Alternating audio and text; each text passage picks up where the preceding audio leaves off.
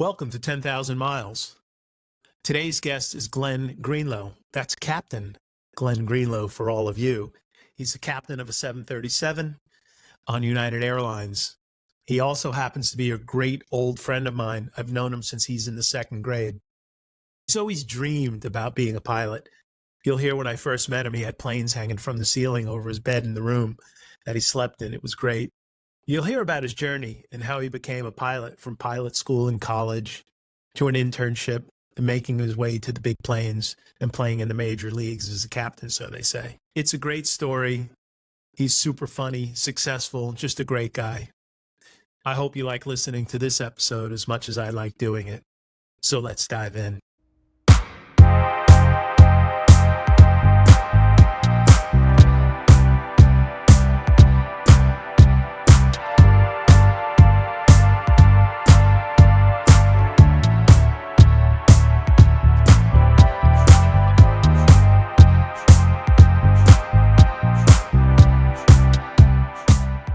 Hey folks, thanks for tuning into the show. You can find us on YouTube, Apple Podcasts, Spotify, iHeartRadio, the Podcast Index, and Podcasting 2.0. We'd really appreciate if you download Fountain, find us there, and support us via Value for Value. We hope you enjoy the show. Happy listening. Welcome to the show, my brother Glen. How are you tonight? I'm awesome, dude. So good to see you. You too. I was anticipating this night for a long time. I miss you, man. I miss you. Same here. Hey, before we jump in, because we got so much to talk about, and I'm so excited to introduce you to the audience. I kind of heard you got a little cocktail going over there. I do. Is this true? What do you got? Yes. This is my lame attempt at a Manhattan. Oh, okay. What was it? A bourbon? No, I actually Bullet Rye. Oh, nice. Bullet's been a popular here. I got a buddy that lives down the street, and I serve him Bullet nonstop. He loved it. Well, Somehow, I am drinking. What do you got? Sorry. I am drinking. It's a tequila base, but I infuse it with some ruby red grapefruit and a little bit of lime. It's like a poor man's Paloma. It's a good summertime drink, and I only drink tequila. The brown stuff gets to me. But this particular tequila is it's a reposado and is a siete leguas. And so, bought it to try it. I like it very much. Cheers. Cheers, brother. I'll see you face to face soon, and then we'll get into this. I hope so. Glen, we've known each other an amazingly long time, and it's the friendships that I've had for this length of time that I value so much, because I can pick up with people that I've known for this long. And it's when we start having a conversation, it's like, we went to Monday night movies at Town and Country in Lakewood, like it just happened last week. But I have the benefit of knowing you and watching your career and where you're going. Why don't you take a minute and introduce yourself to the audience? Well, my name is Glen Greenlow. I'm the captain on the 737 for United Airlines. And, I had always wanted to be an airline pilot, like my whole life. My mom used to keep this like scrapbook thing. Yeah. And every year she'd put the school picture in, and it would ask you, what sports you doing? What do you want to be when you grow up, type thing.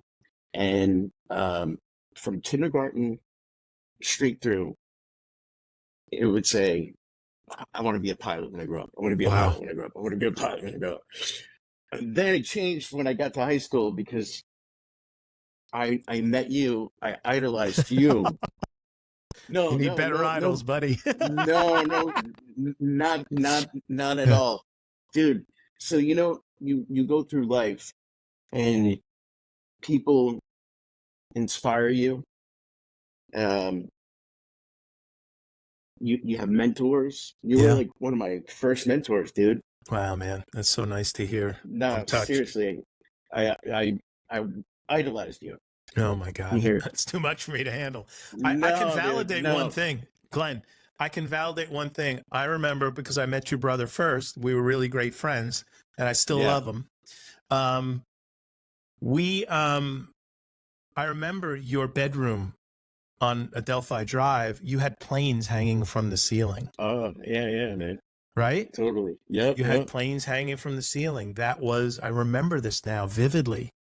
I don't remember if you had a bunk bed or a regular level bed, but I remember planes Yeah. hanging from like fishing wire from the ceiling.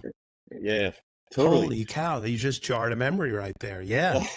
So I can validate it, man. This it's guy's too been funny, dreaming. man. This guy's been dreaming about planes for a long time. But then I got to ninth grade and I saw you play in a band and sing, play guitar, and I was just like, oh, wait a minute. I'm going to do that. I can't go like that. And so I took a couple years to try to be a musician, Yeah. and I realized that I am no Paul McCartney or Bruce Springsteen.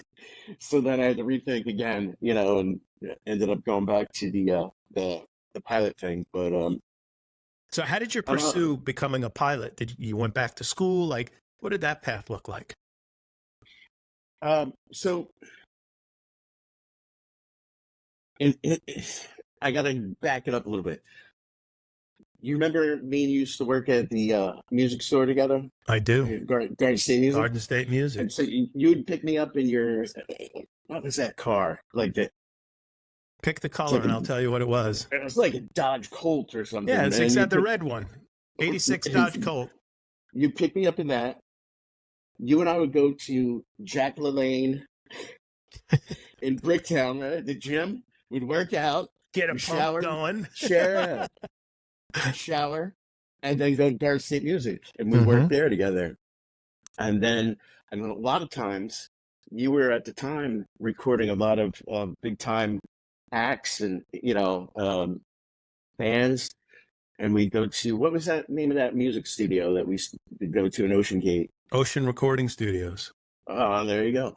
Yeah. So we go there and I just watch it in awe of the whole process, the procedure, Fun time. you know what I mean? Yeah, it was good, man. But, hanging with you all that time, you're like, let's get shit done. Like, you're like that guy. And you taught me a lot. I'm still really like that. You mentored me, like, because you're like, I don't know, 5, 6 years older than me, right? So, yeah. I was just in awe of you, and I appreciate what you taught me.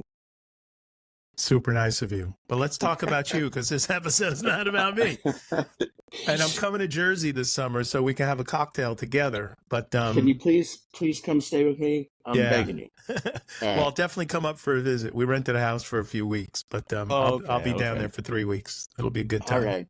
Awesome. So you give up the Neil Schoen dreams, right? And you're like, all right, I'm going to pursue my long-standing journey, and you pursue the pilot path. How did you do that? What happened was I was working at Garden State Music, and I knew my brother-in-law, and he sent my wife into the store to buy him a Christmas present.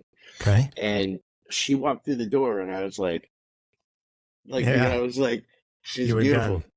Yeah, it was over. So, she's like, you teach guitar lessons, right? I'm like, yeah. So, she became a student of mine, and next thing you know, we hit it off.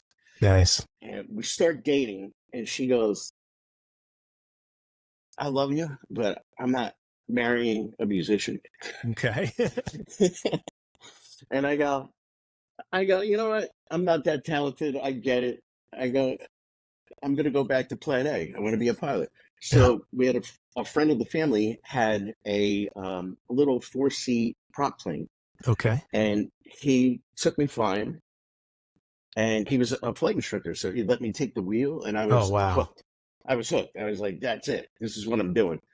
And then he helped me find a college that had an aviation program. Okay. And ended up going to a school down in the middle of nowhere, Louisiana, called Louisiana Tech. Okay. And they had a fleet of airplanes and an amazing program. And so that's how I learned how to fly. I learned got all my licenses, all my ratings from there. Wow. And they also had an internship program with United Airlines. Holy So cow. yeah, it was a very competitive thing. Like a bunch of us would go up there, and only one guy would get the internship. Okay. So we'd fly up to Denver, and I actually I got it. And Wow. so then after I graduated, I worked as a flight instructor. And you have to build your hours up. Okay. You have to get your experience level up. And then once you get to a certain level, I went to work for a commuter airline called Continental Express. I remember them. And yeah, not around anymore, but went to work for them. I flew like a 50 passenger prop plane. And then I moved up to a 50 passenger jet plane. And then I called my old boss when I was an intern at United Airlines, and I'm like, "Hey, man, like, here's where I'm at. What do I do next?" And he goes, "Hold on, I'll call you right back." Calls me back. He goes, "All right, you're interviewing next week. Be ready." What? Oh, man. So There I are went no out to Denver. coincidences, buddy. No, he was a good dude. And like I said before, you have people in your life that are mentors. You were a mentor of mine. This guy, big time, just like salt of the earth, great guy. And so I go out to Denver. You got to go through this interview process. It's a pretty big deal. Mm-hmm. It's nerve wracking. And then if you pass that, then you go across the street to the flight training center and you get in the simulator. And they Okay. want to see that you could actually drive a jet. Yeah. They want to Yeah. see. And then, so I got hired in December of 1999 at United Airlines. Unbelievable. Well, I don't think there's something you know about me that I'm going to let you know here. And maybe you can Well, let's help hear me a it. little bit here. I'm dying to hear it. Yeah. When we were talking about, all the things you want to do in your life, checking boxes, Yeah. having a pilot's license is one of them for me. It's been for a very long time. I've been very busy. I haven't had the time to commit to get my hours, but it's coming. You It's got to do absolutely it. coming. I'm going to do it. It's the ultimate freedom. It's the Vic, you got ultimate to do freedom. it. You got to do it, man. I'm going to do it. It's happening. Whether my wife likes it or not, it's happening. I have a good friend. You remember Adam Curry from MTV? Yes, of course. Yeah, he's a friend of mine. He was on episode number 2. We've been friends for 35 years. He's a pilot. That's is cool. he really? He's a pilot. When he comes to visit from where he lives, he's about a 5-hour car drive, and an hour and 15 minute in a Cirrus prop, Yeah. And he flies up and boop, he lands, and sometimes I pick him up, and sometimes he Ubers, and he's got an airport from where he lives 7 minutes from his house. Yeah. So he calls the company that he rents from, and they're like, "Yep, we'll have the plane here at this time." And he goes, leaves his house 10 minutes before it's wheels up. He gets there, the plane's ready, it's all checked out. Most times, if he's flying at night, he'll hire a pilot. If he's going into busy air traffic, like when he comes into DFW, he's always got another pilot with him. He's like, "I fly." He said, "But here's the thing. If you screw up in the air, like, they tell you to do something and you don't immediately respond and go, you get put in a timeout." He said to me, he goes, "The air traffic control doesn't screw around." He goes, "Especially in DFW where there's a lot of stuff coming in and out." And if you're and if you're like Vinny Barbarino, like, "What? Where?" Like, they're like, "Okay, you go this way for like an hour and like, we'll see you, So he brings a pilot with him to help him navigate airspace when he's going into congested areas. But to like go up in the air and go get a tuna fish sandwich in some other small remote town, he does that by himself. But long-time pilot, he also has he's licensed in helicopters. And really? Yeah, he's been a pilot for a long time. He said he flew Blackhawks. He made friends with the military and got all checked out. Yeah, but no, I'm going to do it. I recently have come across another colleague who flies, actually owns his own plane. Because we were talking and he said, yeah, my mom wasn't doing so great and I had to go visit her and she lives out in Abilene. And I said, oh man, that'd be a hell of a drive. And he's like, drive? Who drives? He goes, I flew out there. Had my own plane since 1969, he said. And I'm like, really? What's so funny, Vic, is like, I would hope that one of my kids would want to follow in my footsteps, right? Yeah, sure. When they were little kids, we lived in Hoboken, New Jersey, and they would go outside and they were in awe of the garbage bin.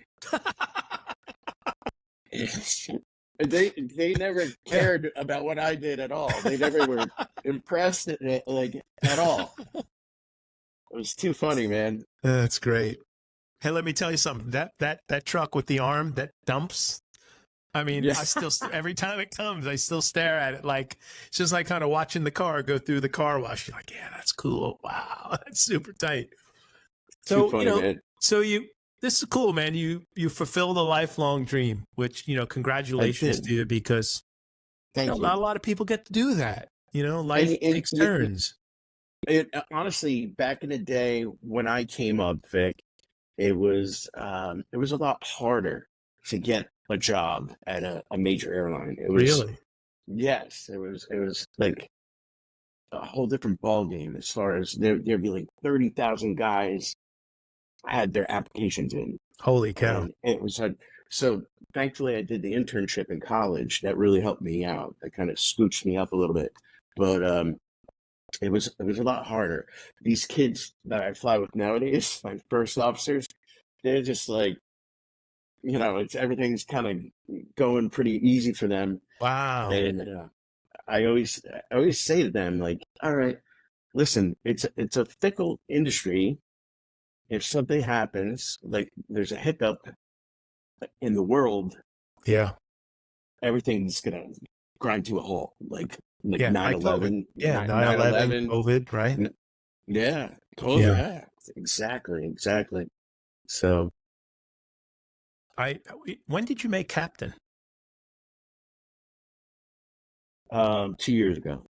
Unbelievable. I saw that post when you did, man. I was like, it's like he got to the mountaintop. This is unbelievable. Like he's the guy in charge. It took me a long time because I got hired in 99 and then I was on top of the world and then 9/11 happened. Yep. And my company went bankrupt. 2 years later. I got laid off for 3 years and 3 months. Wow. And then I went back to work for a couple of years and I got laid off again for another 3 years. So like, my career progress was a little bit stalled. Got a little stalled, yeah. But here you are. Just disrupted. But yeah. So then. What routes do you fly? Dude, I love going to Aruba. It's my favorite place. Really? Is it because you're in Aruba or is it because you like the path to Aruba? No, like it's a great hotel and a beautiful island. And yeah, Aruba's great. Like if you're going to go away from your family to work, yeah, go someplace great, right? That's for sure. I like going to San Diego. There's a lot of great places that I go to. What was the industry like? Oh, I'm sorry. Go ahead. You don't have? No. Say it. What were you going to say? No, I was going to say, what was the industry like during 9/11? Like, what was happening? Because that was a. First of all, from a country perspective, it was traumatic and tragic. But when you think, using commercial airlines as, weapons of mass destruction, that had to hit the aviation industry really, really hard. You have no idea. It did. And the funny thing is, it's not a funny thing at all. United Flight 175 that was hijacked and crashed into the World Trade Center. Yep. I flew that flight on September the 10th. No. I swear to God. Come on, dude. I swear to God, Vic. So wait, that was the San Francisco bound flight, right? No, it was Boston, LA. Boston, LA. Okay. 767-200. So you Boston, were in LA when that happened? Yes. And so Oh, I'm man. getting out of the shower in my hotel room, getting ready to fly back to Newark, and my sister-in-law is blowing up my phone, and she's like, "Are you watching the news?" And I go, "No, I just got out of the shower." She goes, "You got to put the news on." I put the TV on, and she's like, "Is that you know is that normal?" And I was like, "No, that's bad. It's very very bad." Um, but and then like they shut the whole air system down for like a week. Yeah. I was stuck in LA for like a week. But So you were on the 175 24 hours before it took off, and you were in LA ready to loop back home. right. Yeah. Oh, man. Well, I'm glad you were there a day early, dude. We wouldn't be having this podcast. I don't have quite as close of a call as you did, but my company had a mail server that was open source at the time, before open source was really popular. And we were deciding whether or not, we were going to migrate to a more commercial package. And at the time, still had a choice. It was Microsoft, there was Lotus, so were we going to be a Note shop or were we going to be a Microsoft shop? So we were leaning into Notes for a little bit. It would have been a bad choice, but we were going to meet with a Notes integration shop because we had a lot of applications written around the Microsoft space. We wanted to see what it like to build Notes apps. And so I had a meeting set up for me and about 4 or 5 people on my team. And we were going to go meet with this big integrator in Manhattan. That was the building over from World Trade. Mm. And the meeting was at 9 a.m. And Yeah. so the day before, I call the company and I said, "Hey, listen, dude, I made a big mistake for making a 9 a.m. meeting. Why should I sit in traffic? We're going to get killed coming in." I said, can we move this to 1 o'clock? I said, "We'll come after lunch." I said, "I'm going to leave at 10. I'm going to get in there unscathed. I'm going to take my team for lunch in Little Italy, be a nice guy. And then we're going to see you by 1 o'clock. And he goes, "Dude, no problem." So we moved the meeting from 9 to 1. To get in the city at 9, we're going to have to leave super early. I'd have probably been in the building next door to the World Trade Center by 8:30, the very latest, Yeah. right? Jeez. And so I'm in my office and everybody's gearing up to go. And the guy, the CEO at the time, comes down and goes, "Hey, you might want to rethink going to the city this morning. Plane just hit the Trade Center." I'm thinking Cessna, thinking small little plane. Somebody got goofy, right? Just didn't know what happened. Not thinking it was, intentional. No. It was an accident. Like, something bad happened, lost control. And Yeah. then the rest happened. We don't need to go into it. But, No. So when did, you were still employed through that? How long, the aviation industry just ground to a halt. It's never really been the same. It did. So like I got furloughed. I got laid off from United. And I went and flew like a corporate jet, like a little airplane. Mm-hmm. And then I went back to United and I got furloughed again. And my kids were little. My wife was working. And I was like, well, you know what? I became Mr. Mom. Took care of my kids, hung out with my kids, coached Little League, soccer. It's a good life. And it was a good time. Kids are young ones. Made the best of the the bad situation. Really. Did you like flying corporate jets? No. Wow, really? How come? No, not at all. The company I worked for was just not good. Okay. So big, like I liken it to if you're a baseball player and you get on with the Yankees, you're in the big leagues, right? Yeah. Yep. So that as a pilot, if you're on with United Airlines, yeah, you're playing MLB. That's MLB. That's the big league. Yeah. And then when you get shoved back down to the AAA minor or whatever, and they beat you up, and the pay is awful, and just it was hard. It was hard, but yeah, that's kind of a bummer.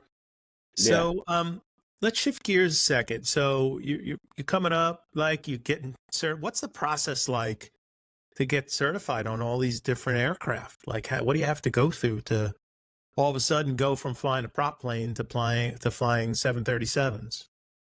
So when an airplane's over 12,500 pounds, you have to have what they call a type rating, and you have to have specific training for that airplane. And so my first job at United Airlines was a 727 flight engineer, Okay. which 727 was an old airplane, and it actually had 3 people in the Yeah, cockpit. that's the engineer. I remember Captain, that. yeah, captain, first officer, and the flight engineer. So my first job was flight engineer, and you're balancing fuel, you're flipping switches.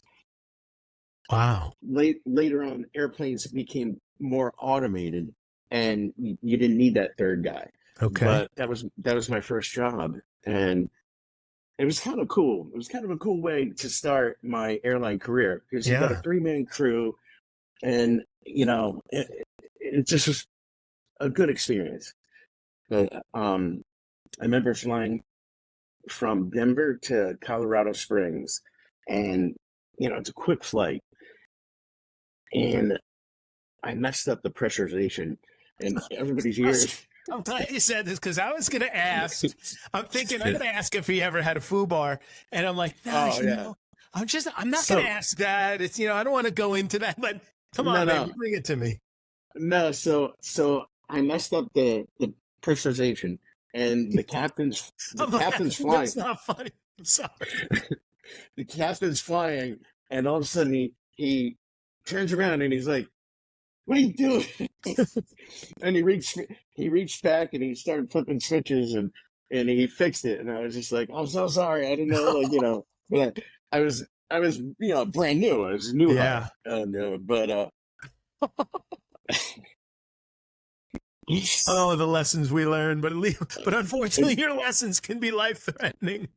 Oh my gosh. True. It's I love my job, man. It's great, and it like any job, you have your good days and you have your bad days. Like weather, bad weather, mechanical problems, things like that. It is what it is. But you gotta do what you gotta do. Can we talk about turbulence? You mind if we do that? It's a problem for me. Wait. Yeah, I want to talk about that. But all right. I just want to tell you that my wife and daughter hate flying. They don't want to go near an airplane. Really? And I'm like, yeah, they'd rather drive. Like, my daughter was going to college up by Boston.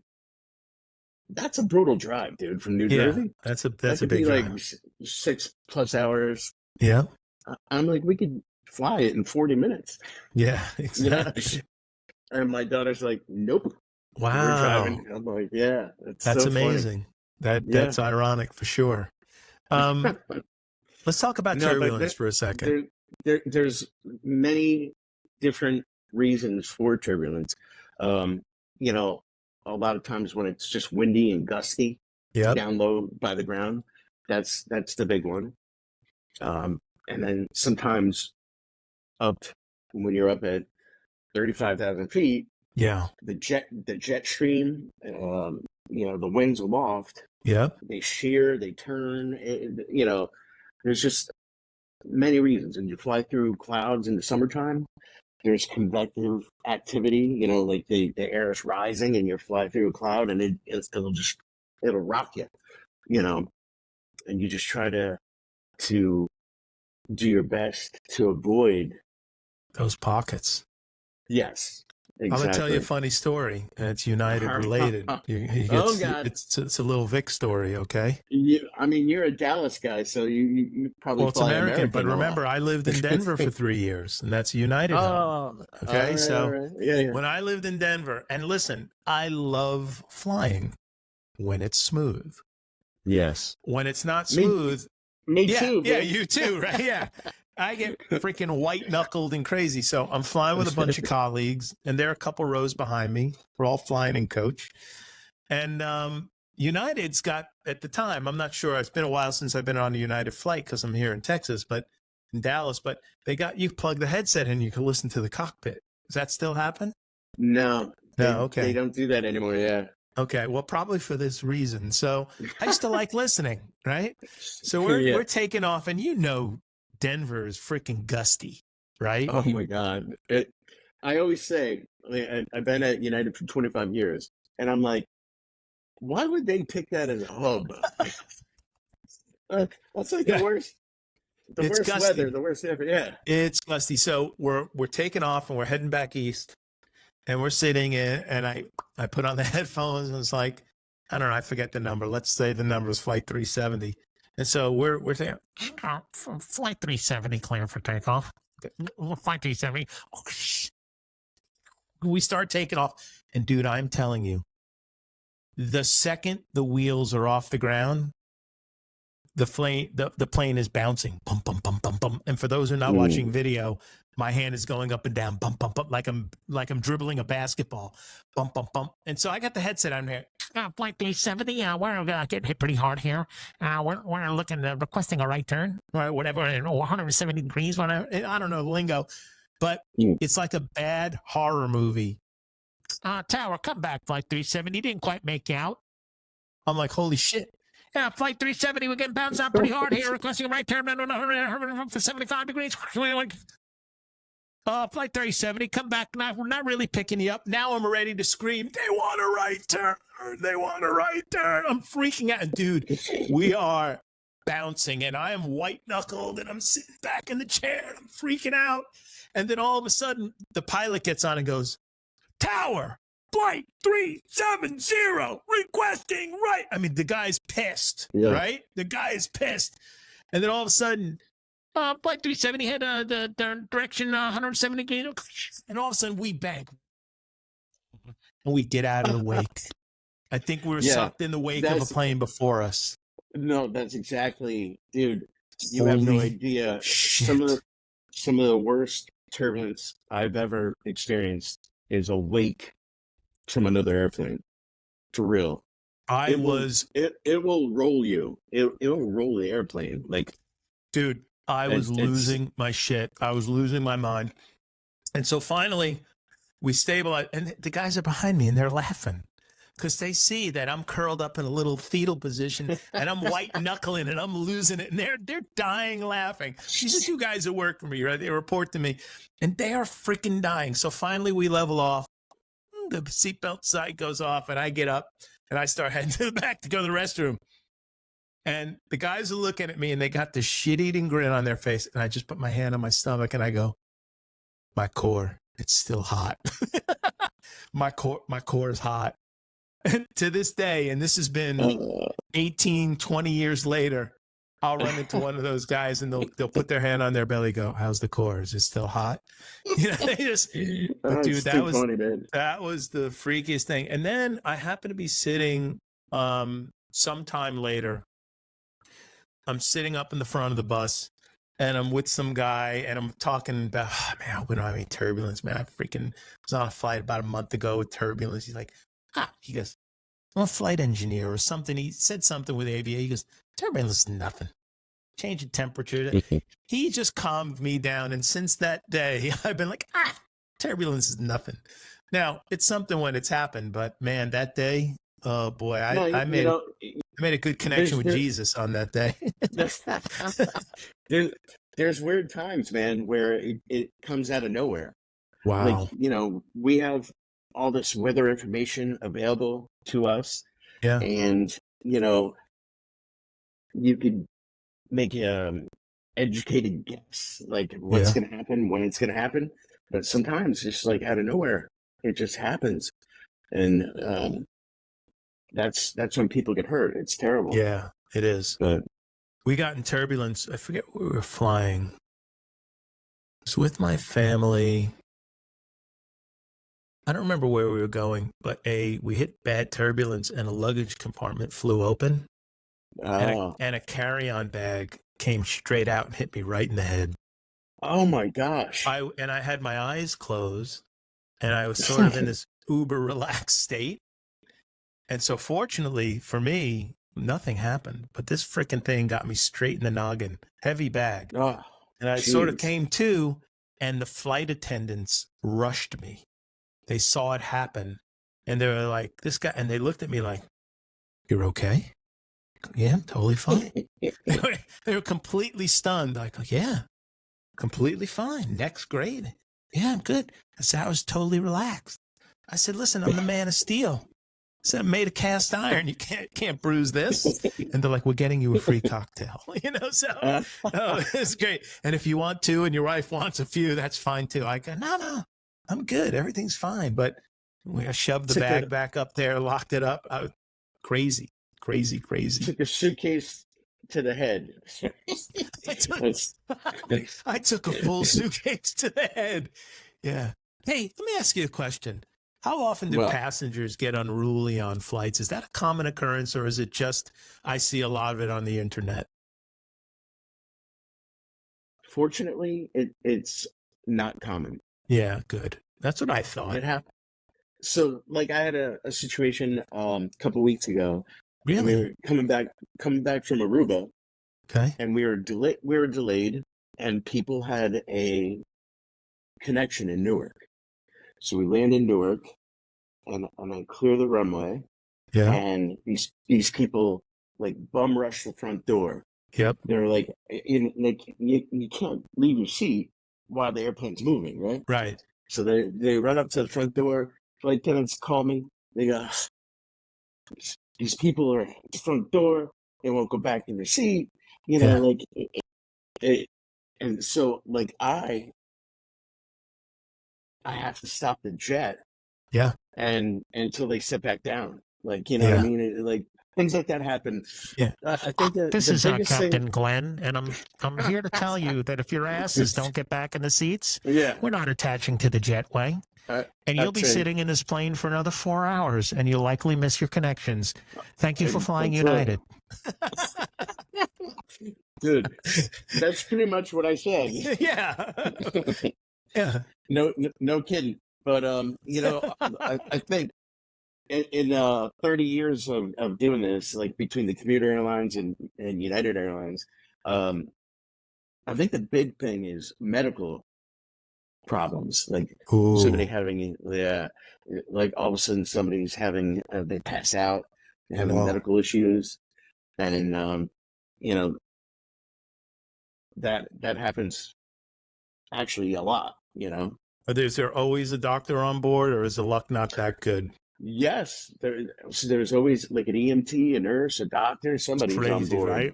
You got a 1 in 300 chance. How many seats on a 37? We fly different models, but the biggest one is like 200 people, like 186 people. 186 souls on board, and likely you got one 186 chance that you got an EMT or somebody. Yeah, somebody has got medical experience. Yeah. Hey, if somebody's choking on a piece of pork belly, I'm your guy, by the way, because I was just telling somebody on a prior podcast. Hey, dude, all kidding aside, we had a holiday party. This will be the second time people hear the story, or maybe the first, because you're going to get sequenced in advance. We had a guy at a holiday party sitting next to me, 50 people in the room, 2 long tables of 25 down in Atlantic City. And the appetizers come out family style, and he takes a big hunk of pork belly and he throws the whole thing in his mouth. And he's like, and all of a sudden he's like, no, he's choking. And his wife jumps up and I jump up, and he's at the head of the table and we're on both sides of him. Great dude. And he's freaking choking. And she looks at me and goes, I can't get my arms around him. It's a big dude. I push her out of the way. I get in there. I give him 2 quick hits. Nothing. I look around. Oh yeah, Heimlich. I look around and I look at my wife, and she goes like this. She's shaking her head. No, you didn't do it. And dude, I'm telling you, you're losing your mind at this time. Yeah. All my insecurities, all my self-doubt, all my everything. And then finally, this movie plays in my head of a friend of mine who told me how he saved his grandmother. And he told me he yelled, relax. And right as he felt her go limp, he gave her the big in and up. And so I said to him, dude, relax. And I gave him everything I had. And when I tell you, I was connected by nails like that. I couldn't reach around him. He's a big guy. And I look around and my wife's got the thumbs up. And there you go. And we got it out. And he's a Jersey guy. And the funny thing about it was I was telling my sister the story. She's like, oh my God, what did he do? I go, he's from Jersey. He took 2 minutes. He drank a glass of water and then his steak and tail shut up and he had a good meal. So I looked around the room when it was done and I said, can somebody apply for my certificate, please? I don't need the training. It was unreal. Oh, that's too funny. He's probably Italian too, right? Was he Italian? Yeah. His last name is Amorati, Pat Amorati. He's a legend. He's one of my favorite people on the whole planet. I'm married to a crazy Italian girl, so I get it. It was great. It was great. So I asked you about crazies on the plane. I'm glad to hear that doesn't happen much because, the internet shows you the worst of the worst. I've been lucky over the years, man. Knock on wood. Yeah. I've been lucky. And also, I have to say that the mechanics and the maintenance at United Airlines is top shelf. That's good to hear. Top shelf. Yeah. Oh, yeah, man. I love those guys. They take care of us. Yeah. I rarely has any issues with the airplanes or anything. Yeah, they're awesome. That's so good. It's good to hear. It's good to hear. Yeah. I mean, that's the place you want to get it right. You can't. Oh, you can't get that wrong. No, for sure. How good is the equipment now? Are you really flying, or are you just pressing buttons? I mean, what happens? I mean, like you're droning across the country for 6 hours. You have the autopilot on. Okay. Because otherwise, what do you just like? Yeah. You're white knuckling. What are you doing? Yeah. Yeah. So, but takeoffs and landings, they're always sporty. It's so especially if it's like a really gusty crosswind kind of day. It's it could be a handful, but so not having a Kenny Captain. Yeah. I'm flying with a lot of new hires, a lot of young kids. Okay. And so it's kind of like they don't get to United Airlines unless they're qualified. Yep. But I have to say to myself, all right, we're flying into Jackson Hole, Wyoming, and the weather's and I just have to go, hey, I'm going to take this leg. Is that cool? And, everybody's, they're fine with that. But yeah.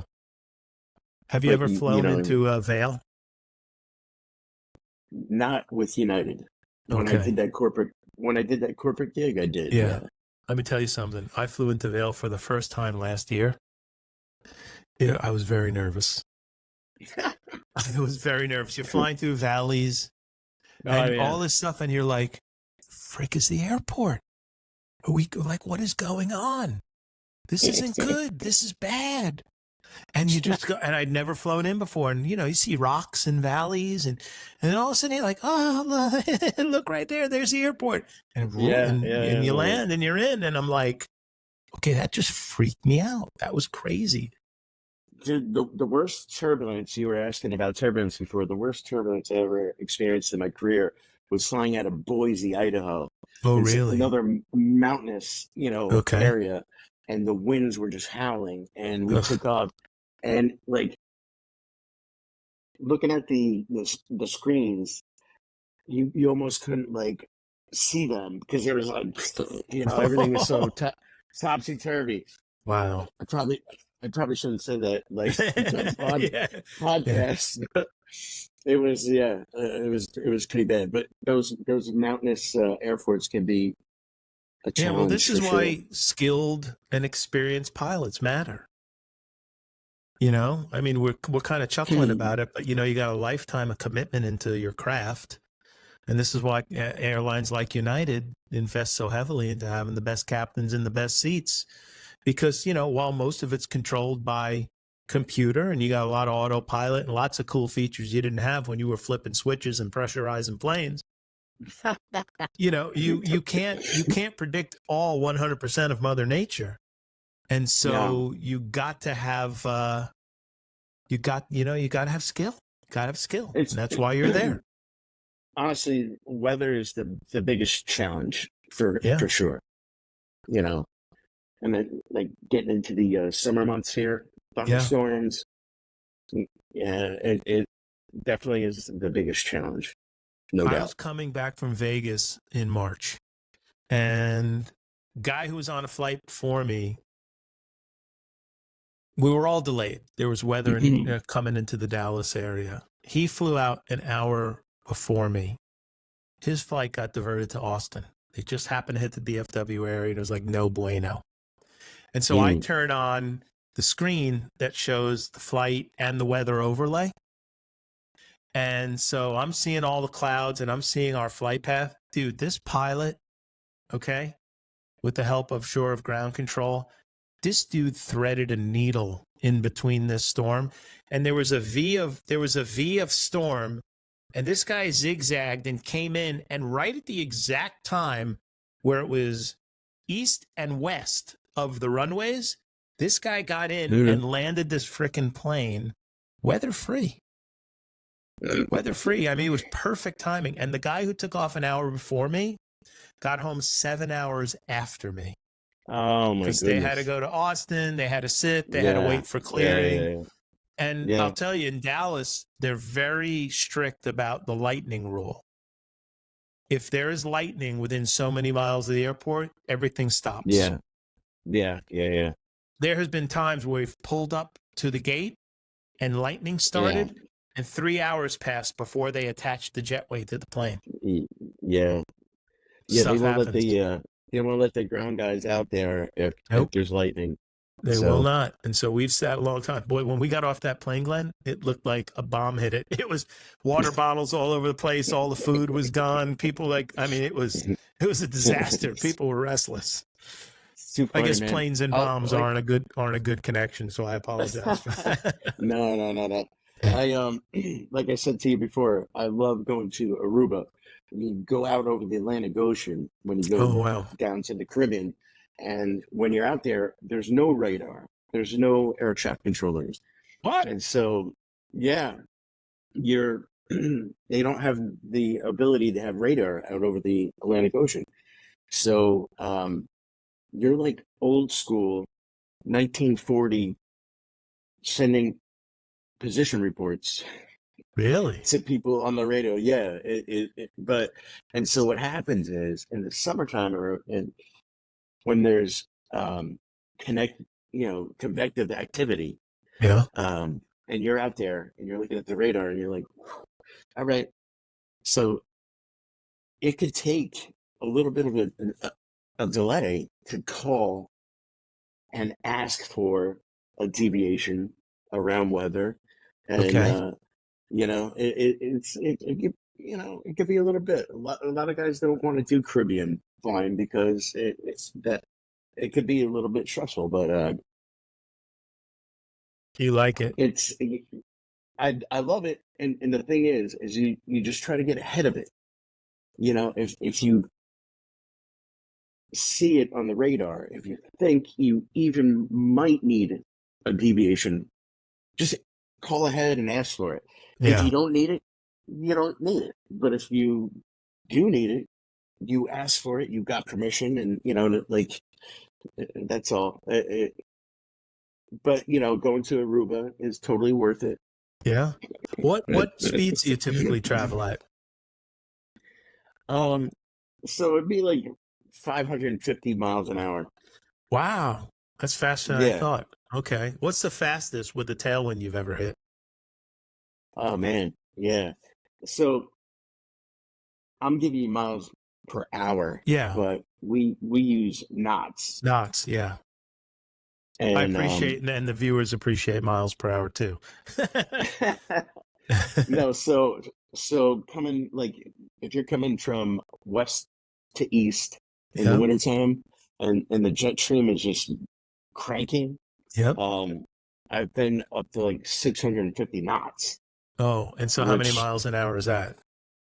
I can't do the conversion in my head because I'm not that bright. It. So 650 knots to mph because I'm a Google guy. 650 knots, KNOTS. Thanks for doing that, by the way.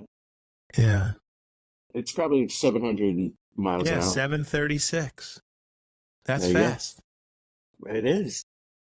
It's That crazy. is fast. That's super So fast. you know, you could do a transcon at certain times of year. You can come from the West Coast to the East Coast in 4 hours or Wow. less, you know?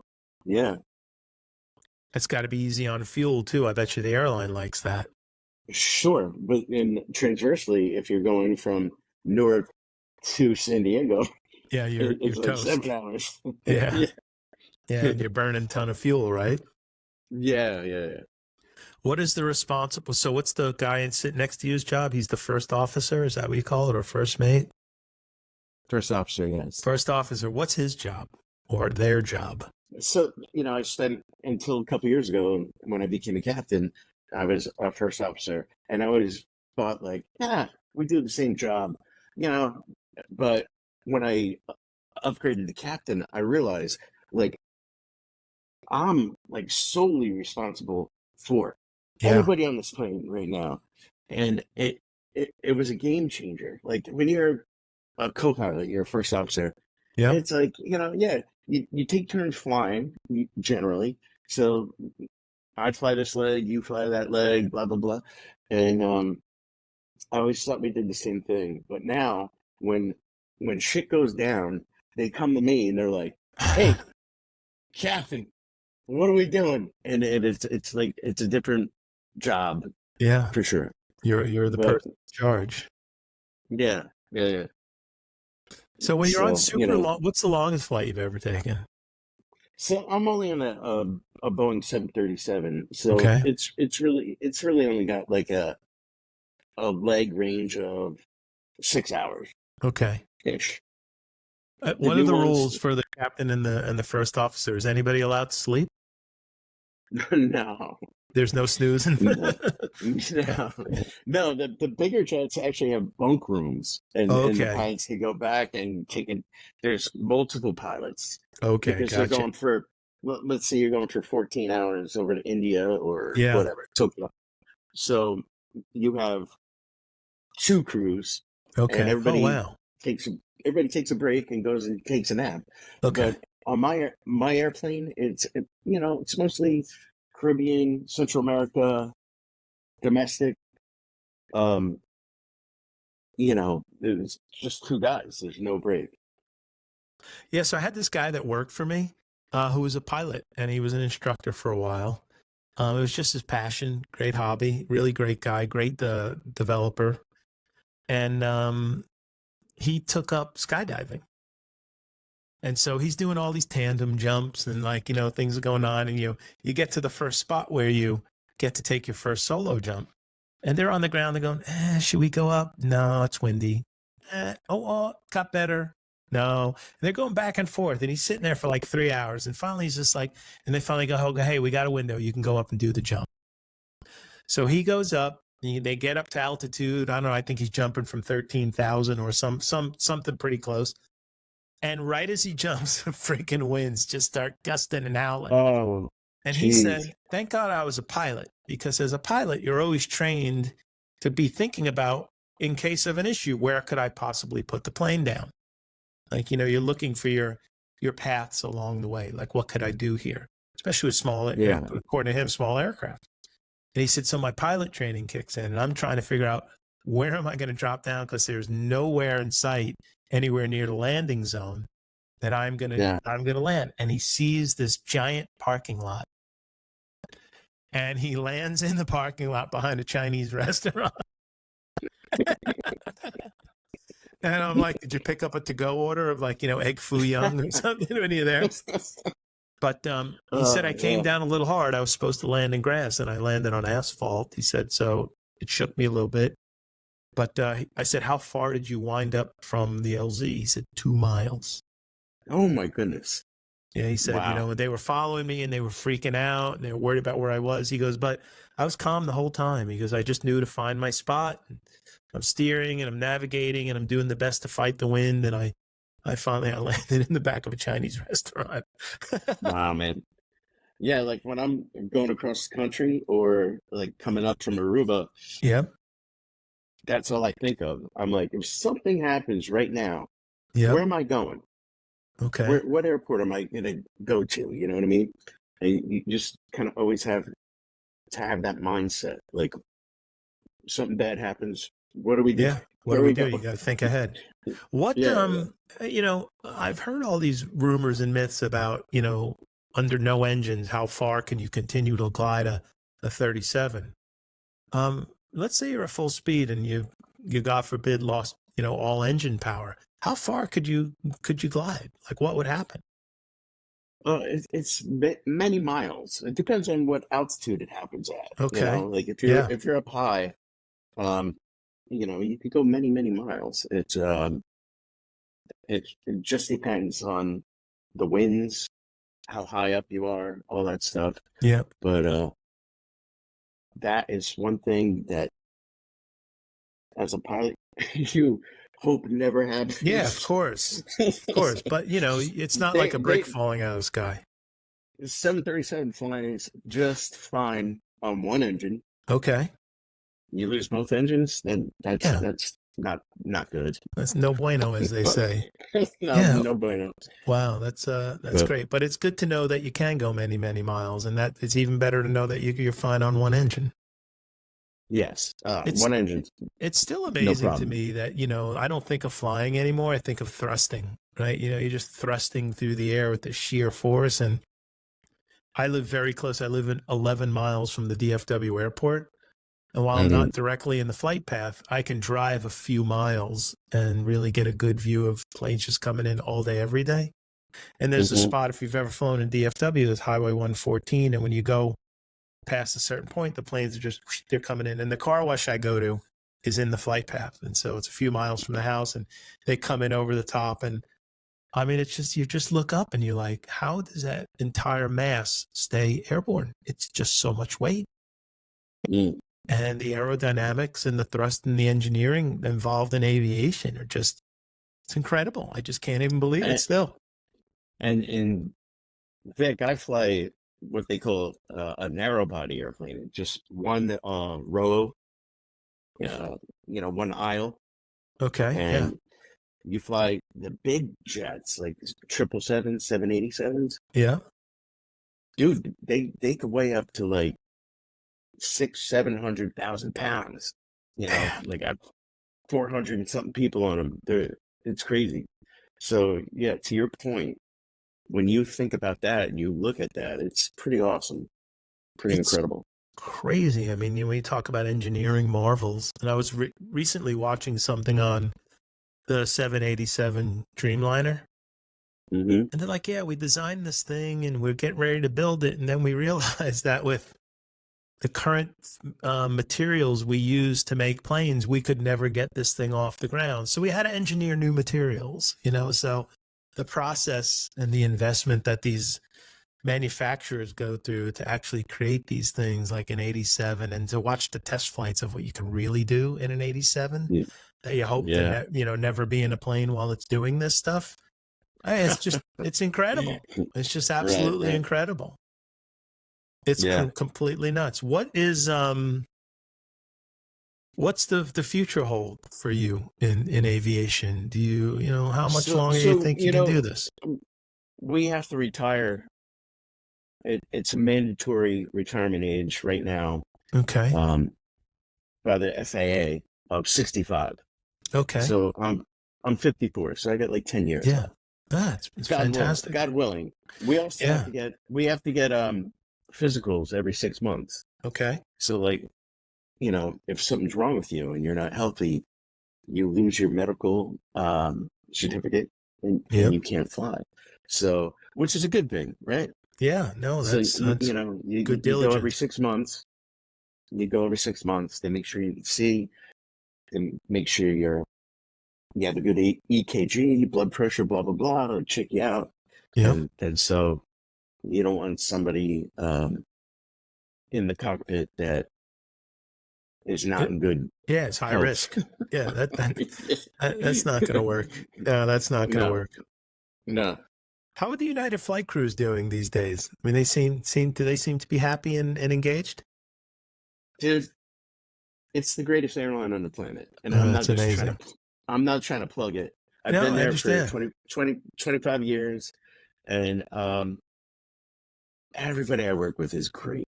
Like That's awesome. every like once in 100 flights, you'll fly Yeah. with somebody that is like, oof, you know. Yeah. But that's But people. That's just human nature, you know? that's life, man. That's life. Yeah. You go walk out your door and go to a restaurant right now and have a shitty waitress, you know, or Yeah. whatever. Yeah. It is what it is. But no, everybody's professional and awesome. I do It's miss been a being great. part of a United hub because prior to United was Continental out of New Jersey, right? Then the merger happened That's and it. Yeah, it's yeah, kind of a yeah. yours, mine, and ours. But gosh, I was a Continental guy. Then I was a United guy because I, was flying out of New Denver. Jersey, that hub, and then Mm, Denver, right? yeah, yeah. It was great. And I will tell you, the loyalty program on that airline was unbelievable. Now, when they, I'm on American, and when they call, your preferred status, concierge key, platinum, executive platinum. I mean, dude, it's a bum rush. Everybody's got status. And here's the thing. I'm going to give you an airline pet peeve. If I complain and if anybody listens, maybe they'll do something about it. Please do. Yeah, Let me here's hear my it. airline pet peeve. If I'm on the upgrade list, please don't tell me I'm number 25. Please don't do that. You're killing me. You Like, see, if there are 6 seats, tell me I'm on or I'm off. And I guess they do that because people go, hey, I didn't see myself on the upgrade list. Are you sure I'm on? But when I'm number 25, I'm like, come on, you're killing me here. Why would you even yeah, do yeah, that? Don't even give me a yeah. number. Just give me a list of everybody who's on it. And I don't want to know if I'm 1, 10, and I will tell you, it is very hard to get an upgrade on American these days. Incredibly hard. I have to say, probably United as well, Really. because People are flying, man. Yeah. Oh, dude, planes are so full. My daughter went to go visit her boyfriend this past weekend, and we fly for free if there's open seats. Sure. There weren't any open seats, so I had to Wow. go and actually buy her tickets to fly. The flights are very, very full for sure, no doubt. Do you ever travel with the family on a small airplane that you fly? No, No. no, no. I Okay. don't. If any of my kids had shown interest in becoming a pilot, I would have bought a small airplane just so Okay. we can fly together. Buzz around, yeah. But they, like I said before, they were more impressed by the garbage man in Hoboken. So, That's fantastic. nobody wants to be an airline pilot. So, Oh my but it's gosh. fine. It's fine. It's so common. People in business and their kids don't want to do anything, even with thriving businesses. There are some businesses, people want to do it. There's a guy up the road here who owns a pizza place. His kids want to have nothing to do with the business. He's besides himself. Like, I worked my whole life to build this restaurant and do this thing. And like, my kids, they don't want to have anything to do with it. They can't get far enough away from it. My kids want nothing to do with technology. My son plays a little guitar, which is cool. And he's pretty nice. good. But he plays, he's a little strummer, you know what I mean? Yeah. But By the way, when you inspired me to be a musician, my parents, it was like, I think my birthday, my parents called you up and they're like, we don't know what to get this kid. Like, what's a good guitar? And the Beretta. Wait, no, before No? that, Okay. they gave you money or whatever. You bought a Vantage acoustic. Yeah. Do you still have that? I still have it. My first guitar. Wow. I had one of those and I don't have it anymore. No, I sold. My oldest son stole it. He he plays it, which I'm happy. I love it. But so then my first electric guitar you got me, it was not a Beretta, it was a Kramer Pacer. Oh, right. Okay. Yeah, the Pacer. Made here in New Jersey. Yeah. And so this has nothing to do with flying or being a pilot or whatever. But it kind of does, because when I decided to go off to Louisiana Tech and learn how to fly, I liquidated I sold my Marshall half stack. I sold my amps, all my guitars. Yeah. And I sold the Kramer Pacer, which was always like a special guitar to me. Yeah. And so then later in life, I'm on eBay trying to find a Kramer Pacer. I've done that. And my wife sold it to her ex-neighbor. So she reached out. She found the kid. No. She goes, name your price. I need that guitar back. And she got my guitar back from me. Oh, so I still my have, gosh. That's so great. I still have it. Yeah. Wow. Great That's guitar. so cool. Oh, your wife is money. That's so great. Oh, yeah. I love that. I'm not worthy for sure. Hey, I always ask a final question on these things because the whole point of this is not only for storytelling, so people could hear about your interesting life, pardon me, and figure out what's going on. But I want to leave some clues behind for people who may be getting into your industry. So what advice would you have for a young buck or a young doe who are thinking about fulfilling their dreams since kindergarten, becoming a pilot? You know, how would you steer them to sort of the smile on your face and living out their dream? I would start a good university like Louisiana Tech, where I went. It was a spectacular program. It taught me everything I needed to know. It was a badass program, and it was run by, like, all the professors were ex-military guys, flew bombers, fighters, you know, just cool guys, experienced guys, knowledgeable guys.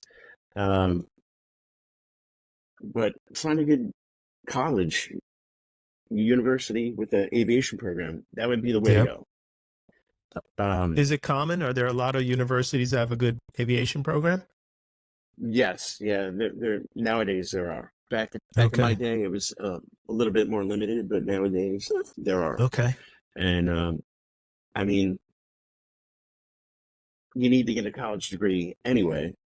Yeah. So why not, you know, and when you do it, the fun thing was, Vic, is that I'd go in and you'd have to do your history, calculus, all your bullshit regular classes, right? And then you go to a class about meteorology, learn about weather. You go to a class and learn about like jet engines. And then you go out to the airport and you jump in an airplane and go flying. Like, it was just so cool. It was cool. It was a great, you know, you just reminded me great of experience. You just reminded me of driver's ed at Jackson High School. Did you take driver's ed at Jackson High School? Yeah. Yeah. You remember they had the little Toyota Corollas and they had the, and the coaches ran it and there was a little, like the little track out there with the tower. Control tower. Yeah. Yeah. Dude, you tuned into the AM radio. And the gym teacher would be like yelling at you, like, you know, red car, slow down. Dude, so one time we go out there and we thought, the teacher's like, hey, head out to the track. We'll be right out there. Well, he said he didn't say me. So me and a bunch of guys getting those little Tercels or whatever the hell they were, and we get out to the track. We didn't know the guy in the tower was staying in the tower from the prior class. Nobody tuned their radio in. And some kid I'm driving with starts doing, you know, eight figure eights, and he's trying to drift. And I finally turn on the radio. I'm in like red car here. Blue car, get to pull over. He was like freaking out on this kid. So I picture the aviation thing. You're leaving class and you're grabbing a plane and somebody's freaking out. Oh man, it's great. Man. Good times. Listen, when you're up here in New Jersey, when you're up here in Jersey, I have a really awesome restaurant, and I'd love to take you and Chris out to dinner. Oh, that'd be great. Let's set a plan. We'll stick around here a little bit and talk about some dates and times. We'll do that. Perfect, dude. I would love that, man. Glenn, I've never had an hour and 20 minutes go so fast in my whole life. One, because your story is fantastic. Two, because you're a dear friend and I love you. And three is because you're doing something that I've still yet to fulfill in my life, and I'm going to definitely check that box. And someday I will fly you somewhere. Dude, I love you more. Trust me. And if you don't do it, I'm gonna beat you up. You got. Yeah, I'm gonna do it. Get out there. I'm gonna do it. Do it. I'm definitely do it. Hey man, thanks All again right, for man. coming on. Super appreciate it. And I'll talk to you soon. Take care. All right, me too, man. Thanks.